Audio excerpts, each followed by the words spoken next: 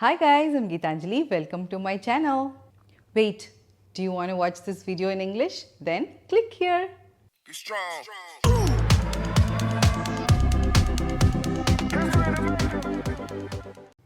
Kathirikai, Kathirikai, Gundu Kathirikai. என்னடா பாட்டு பாடுறேன்னு பார்க்குறீங்களா? இன்னைக்கு சிம்பிளா சூப்பரா ஒரு பெப்பர் கத்திரிக்காய் அதான் இன்னைக்கு பண்ண போகிறோம். ஒயிட் ரைஸோட சூப்பராக இருக்கும். இது எப்படி பண்ணுறதுன்னு இப்போ நான் உங்களுக்கு காமிக்கிறேன். Now let's cook. ஒரு மீடியம் சைஸ் வெங்காயம் சின்னதாக நறுக்கிக்கலாம். நான் 500 கிராம் சின்ன கத்திரிக்காய் எடுத்திருக்கேன். அதை காம்பை நறுக்கிட்டு இந்த மாதிரி நீட்டு வாக்கில் நறுக்கிக்கலாம்.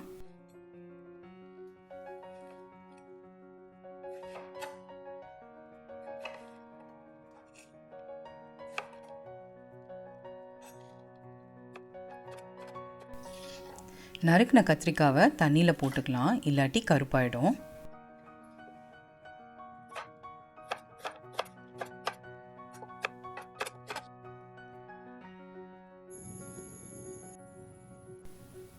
ரெண்டு டேபிள் ஸ்பூன் எண்ணெய் ஊற்றிக்கலாம்.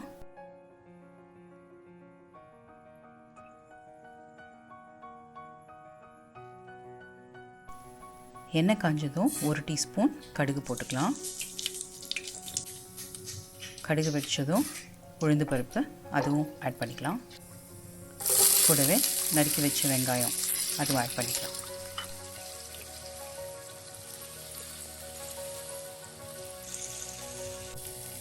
ஒரு கொத்து கருவேப்பிலை சேர்த்துக்கலாம்.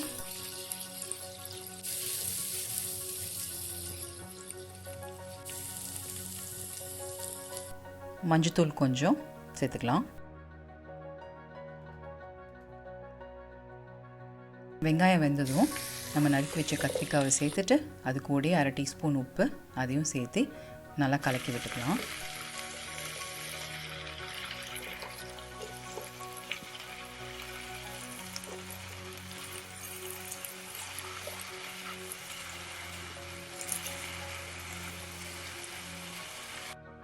இந்த மாதிரி ஒரு லிட் போட்டு க்ளோஸ் பண்ணி ஒரு 2லேருந்து 3 நிமிஷம் குக் பண்ணி எடுங்க.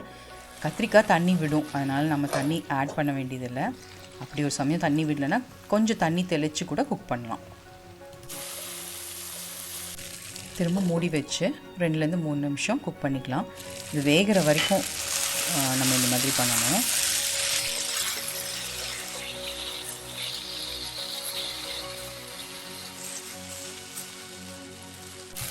நம்ம பெப்பர் கத்திரிக்காய்க்கு முக்கியமான இன்க்ரீடியண்ட் 1/2 டீஸ்பூன் மிளகுத்தூள் அதையும் இது கூட ஆட் பண்ணிக்கலாம்.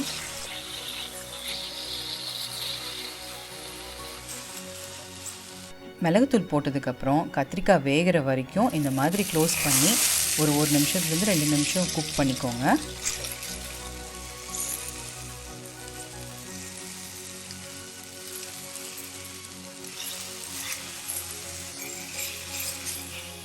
கத்திரிக்காய் நல்லா வெந்துடுச்சு. நம்ம இதை எடுத்துடலாம். இப்போது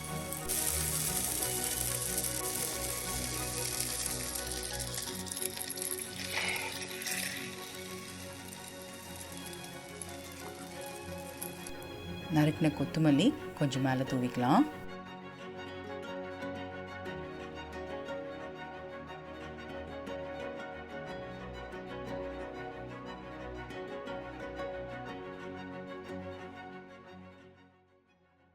நம்ம பெப்பர் கத்திரிக்காய் சூப்பராக ரெடி ஆயிடுச்சு.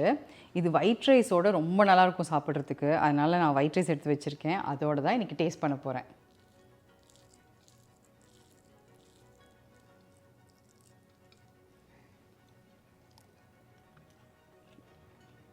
சூப்பராக இருக்குது. ரைஸோட அப்படியே சுட சுட ரொம்ப நல்லாயிருக்கு. பார்த்தீங்களா நம்ம பெப்பர் கத்திரிக்காய் எவ்வளோ சூப்பராக குயிக்காக ரெடி ஆயிடுச்சுன்னு.